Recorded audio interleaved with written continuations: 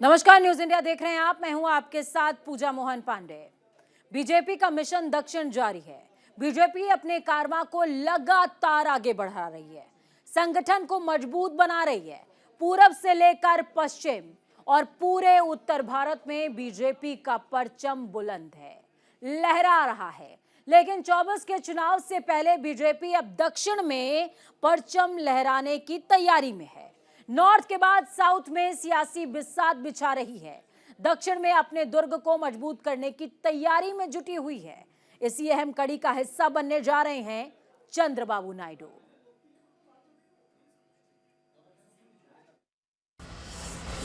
Chandrababu Naidu थामेंगे NDA का हाथ। BJP करेगी दक्षिण भारत में धमाल। बीजेपी के मिशन 400 का प्लान। साउथ में टीडीपी करेगी काम आसान।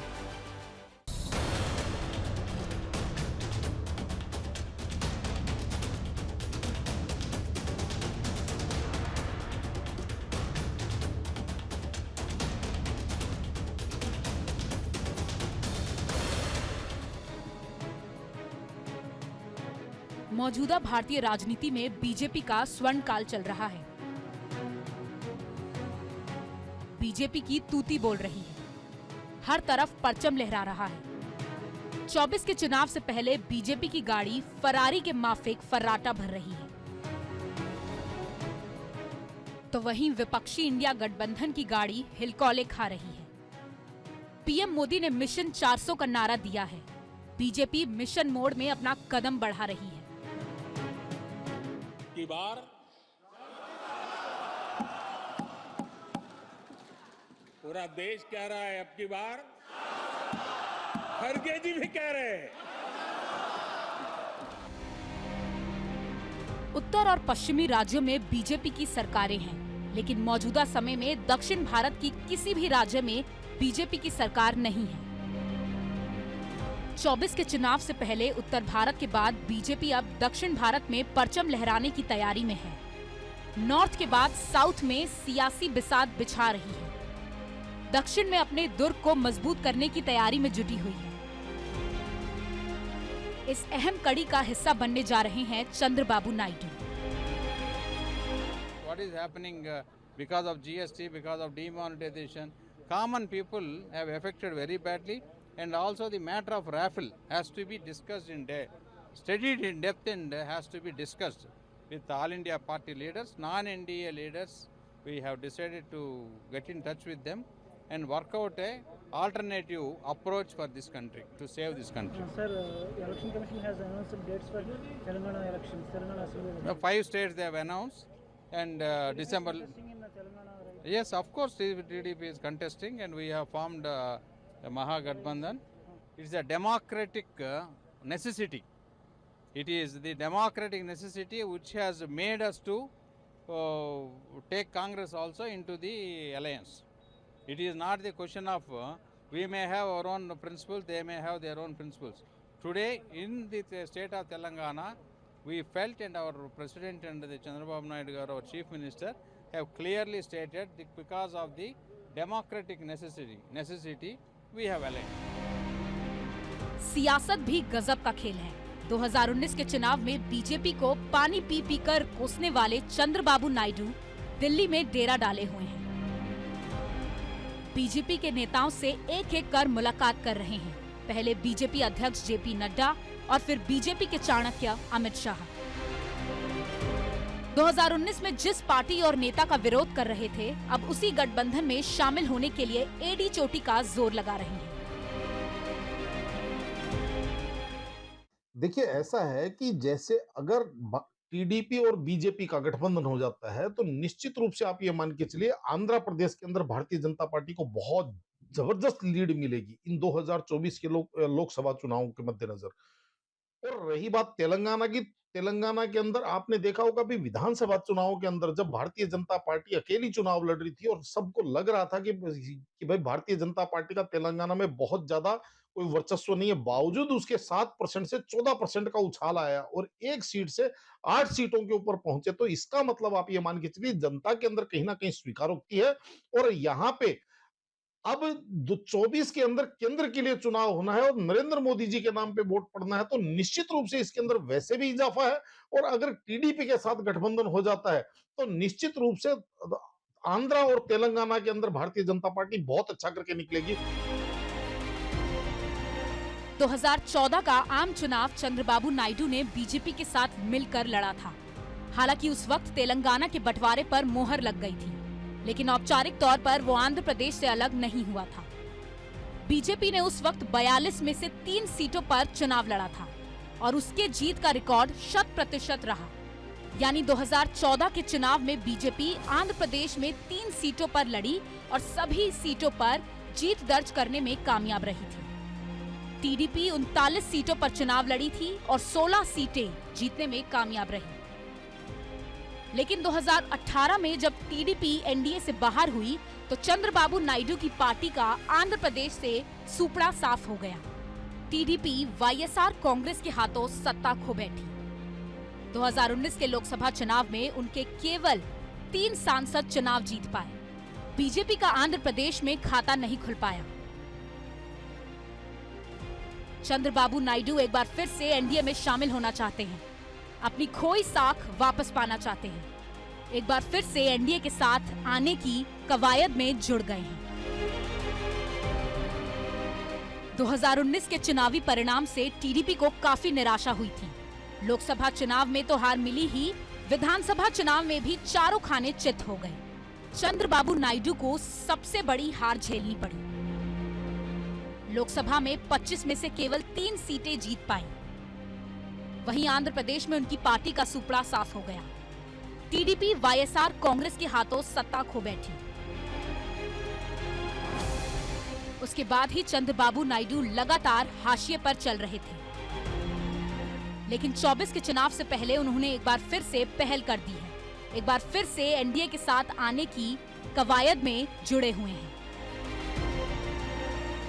देखिए, बीजेपी की जब बीजेपी 400 पार, एनडीए के लिए 400 पार और बीजेपी के लिए 370 पार की बात कर रही है, तो निश्चित रूप से कि साउथ में बीजेपी को अपना एक अच्छा प्रदर्शन करना पड़ेगा। जहां 2019 में हम देखते हैं कि बीजेपी का जो प्रदर्शन था वो करीब 30 सीटों के आसपास था, लेकिन बीजेपी इस बार करीब 84-85 सीटों के आसपास लेके चल रही है और जिसमें टारगेट है करीबन 60 to 70 के बीच में बीजेपी को सीट मिलनी चाहिए। और बीजेपी को अगर आप देखें ध्यान से तो 2014 के चुनाव में जो बीजेपी का फोकस था वो था उत्तर और पश्चिम भारत की ओर। वहीं 2019 के चुनाव में अगर आप देखें तो बीजेपी का जो पूरा फोकस था वो पूर्वी भारत की ओर, लेकिन इस बार जो फोकस है वो दक्षिण की ओर आप देखने को मिल रहे हैं। और आप देखें कि दक्षिण के किले को साधने के लिए बीजेपी ने अपने 2 एक महासचिव जो हैं, एक तो सुनील बंसल जी, काफी बड़ा नाम उनका है, और साथ ही तरुण चुग, उन दोनों को नियुक्त किया है दक्षिण में अपनी स्थिति को मजबूत करने के लिए। साथ ही बीजेपी का जो एक सांस्कृतिक राष्ट्रवाद का एक रहा है, उस सांस्कृतिक राष्ट्रवाद के माध्यम से बीजेपी कोशिश कर रही है कि दक्षिण भारत में अपनी स्थिति को मजबूत बनाए। जैसे हम देख सकते हैं काशी तमिल संगम की जो वाराणसी में किया गया, और फिर इस बार जब मोदी जी गए थे, आप देख रहे लक्षद्वीप गए, सब दक्षिण भारत में घूमे, और रामलीला की प्रतिष्ठा से पहले वो दक्षिण भारत के कई मंदिरों में विजिट किए। तो उनके माध्यम से वो तमिलनाडु में दोबारा फिर जो काशी तमिल समागम था उसका दूसरा सेशन भी वहां पर किया गया। बीजेपी का इस बार फोकस ये है, जो मुझे लगता है कि आंध्र प्रदेश की हम बात करते हैं, हम तेलंगाना की बात करते हैं, कर्नाटक की बात करते हैं। हालांकि कर्नाटक में हम जानते हैं कि 28 में से 25 सीटें जो थी बीजेपी के पास थी, लेकिन आंध्र प्रदेश और तेलंगाना में अपनी मजबूत स्थिति को लेकर बीजेपी चल रही है। एक समय था जब चंद्रबाबू नायडू की पहचान बीजेपी के पुराने सहयोगी के तौर पर जानी जाती थी। टीडीपी के गठबंधन का इतिहास काफी पुराना रहा है। 2014 के चुनाव में बीजेपी और टीडीपी साथ-साथ चुनाव लड़ी थी, लेकिन 2018 में सीटों को लेकर मतभेद के बाद चंद्रबाबू नायडू गठबंधन से बाहर हो गए। सीटों के तालमेल को लेकर सियासी खटपट के बीच बीजेपी और टीडीपी की राहें अलग हो गई और अब 2024 के चुनाव से ऐन पहले वो फिर से एनडीए में शामिल होना चाह रहे हैं। तेलुगु देशम पार्टी 2018 में एनडीए से बाहर हो गई थी। उस वक्त चंद्रबाबू नायडू बीजेपी और खासकर पीएम मोदी पर जमकर हमलावर रहते। अक्सर दिल्ली की दौड़ लगाते। विपक्ष के नेताओं के साथ बैठकों का दौर चलता। 2019 के चुनावी परिणाम के बाद चंद्रबाबू नायडू राजनीति के नेपथ्य पर चले गए, लेकिन 24 के चुनाव से पहले वो फिर से सक्रिय हो गए। कि जिस तरीके से पार्टियां और राजनीतिक पार्टियां और कॉन्फिडेंस में आ जाती है, लेकिन यहाँ पे ओवर कॉन्फिडेंस को ना करके अपने विश्वास को जगा करके और आत्मविश्वास के साथ जिस तरीके से अपने कील कांटे दुरुस्त कर रही है, निश्चित रूप से जो प्रधानमंत्री जी ने कहा है कि अब की बार 400 पार गठबंधन का, तो निश्चित रूप से भारतीय जनता पार्टी शायद उसी लक्ष्य को लेकर के, चाहे आप दक्षिण में देख लीजिए, उत्तर प्रदेश के अंदर देख लीजिए, जैसे आरएलडी को जोड़ रहे हैं, तो ये मेरे हिसाब से। और रही बात नरसिम्हा राव को जो भारत रत्न देने की घोषणा की है, तो उससे भी देखिए साउथ के अंदर बहुत बड़ा इस चीज का इफेक्ट आएगा, क्योंकि साउथ के अंदर लोगों के अंदर कहीं ना कहीं इस चीज की एक पीड़ा है कि भाई जिस तरीके से नरसिम्हा राव जी को सरकारों ने एक तरह का हाशिए पे धकेल दिया, तो कहीं ना कहीं उसके अंदर भी लोगों के अंदर एक काफी मेरे हिसाब से स्वीकारोक्ति है। और बाकी तो अब 2024 के चुनावों के बाद में पता चलेगा। दक्षिण भारत की सीटों की बात करें तो कर्नाटका में बीजेपी का वोट प्रतिशत कांग्रेस के मुकाबले ज्यादा है। कर्नाटका में 2019 के चुनाव में बीजेपी को करीब 51% वोट मिला था। वहीं कांग्रेस की बात करें तो उसके खाते में करीब 32% वोट मिले थे। वोटों के लिहाज से देखें तो तकरीबन 20% वोटों का अंतर था। लेकिन बीते साल हुए विधानसभा चुनाव में बीजेपी के मुंह की खानी पड़ी। तेलंगाना में बीजेपी का जनाधार लगातार बढ़ रहा है। 2019 के लोकसभा चुनाव में बीजेपी को तेलंगाना में तकरीबन 20% वोट मिले थे। वहीं कांग्रेस का वोट प्रतिशत 30% रहा था। लेकिन हाल ही में हुए विधानसभा चुनाव में कांग्रेस की प्रचंड जीत ने बीजेपी की परेशानी बढ़ा दी है। निकाय चुनाव के परिणाम के बाद लग रहा था कि बीजेपी यहां बढ़त बनाए हुए है, लेकिन राहुल गांधी की यात्रा ने बीजेपी को नए सिरे से सोचने के लिए मजबूर कर दिया है। और इस कड़ी में चंद्रबाबू नायडू जैसे सहयोगी बीजेपी के अरमानों को पूरा करने में भरपूर मदद कर सकते हैं। वहीं अगर बात आंध्र प्रदेश की जाए तो यहाँ बीजेपी का वोट प्रतिशत काफी कम है। बीजेपी को 2019 के चुनाव में तकरीबन 1% वोट मिला था। कांग्रेस की बात की जाए तो उसके पाले में 1.5% वोट आए थे। आंध्र प्रदेश में चंद्रबाबू नायडू का खासा प्रभाव है। भले ही टीडीपी को 2019 के चुनाव में 3 सीटें मिली थी, लेकिन उसे 40% वोट मिले थे। वहीं सत्तारूढ़ वाईएसआरसीपी को 50% वोट मिले थे। तमिलनाडु में बीजेपी को 3.66% और कांग्रेस को तकरीबन 13% वोट मिले थे। केरल की बात करें तो बीजेपी लगातार अपने संगठन को मजबूत कर रही है। केरल में 2019 के चुनाव में बीजेपी को 13% वोट मिले थे। कांग्रेस का संगठन यहां पहले से ही मजबूत है। कांग्रेस को 2019 के चुनाव में तकरीबन 37% वोट मिले थे। उत्तर के बाद दक्षिण भारत में बीजेपी लगातार अपना विस्तार कर रही है। हालांकि तमिलनाडु को छोड़ दें तो बीजेपी के साथ कोई बड़ा सहयोगी नहीं है। इसीलिए बीजेपी की कोशिश है कि चंद्रबाबू नायडू को फिर से एनडीए में लाया जाए, ताकि तेलंगाना और आंध्र प्रदेश के राजनीतिक समीकरण पर सीधे तौर पर इसका फायदा बीजेपी को मिल सके। 2024 के लोकसभा चुनाव से ऐन पहले बीजेपी ने दक्षिण भारत को लेकर एक और मास्टर स्ट्रोक खेला है। कांग्रेस के कद्दावर नेता, भारत में आर्थिक उदारीकरण के जनक, देश के पूर्व प्रधानमंत्री पीवी नरसिम्हा राव को भारत रत्न देने का ऐलान कर सबको चौंका दिया है। पीएम मोदी ने अपने इस कदम से विपक्ष को चारों खाने चित कर दिया। तभी तो पीएम मोदी के बारे में कहा जाता है कि जहां मौजूदा दौर के नेताओं की सोच खत्म होती है, वहां से नरेंद्र मोदी सोचना शुरू करते हैं। 24 के चुनाव से ऐन पहले पीएम के इस फैसले का क्या प्रभाव पड़ेगा, वो तो वक्त ही बताएगा। और अभी हाल ही में जो हुआ, जो नरसिम्हा राव जी, हमारे जो भूतपूर्व प्रधानमंत्री नरसिम्हा राव जी, उनको जो भारत रत्न दिया गया, ये भी कहीं ना कहीं दक्षिण भारत में अपनी स्थिति को मजबूत बनाने के लिए बीजेपी ने किया कि ताकि एक इमोशनल सेंटिमेंटल जो है दक्षिण भारत का, वो बीजेपी को लाभ मिले। और हम जानते हैं कि जो नरसिंह राव जी थे वो करीमनगर, जो आज वर्तमान तेलंगाना के अंदर है, वहां के रहने वाले थे।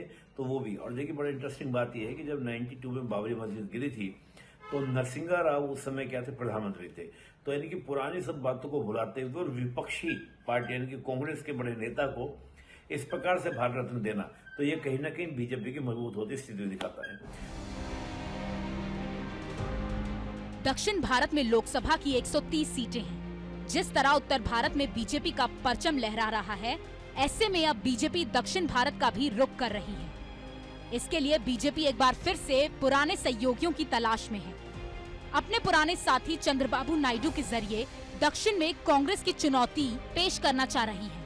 पिछली बार सीटों को लेकर अनबन के बीच टीडीपी ने एनडीए से किनारा कर लिया था, लेकिन 2024 के जनहित समीकरणों ने बीजेपी को टीडीपी के साथ अपने संबंधों को पुनर्जीवित करने की संभावना तलाशने के लिए मजबूर कर दिया है। आंध्र प्रदेश में पवन कल्याण के नेतृत्व वाली जनसेना पार्टी पहले से ही बीजेपी की सहयोगी है।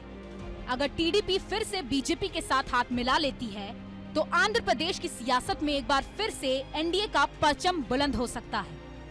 Nishant Kumar, news India.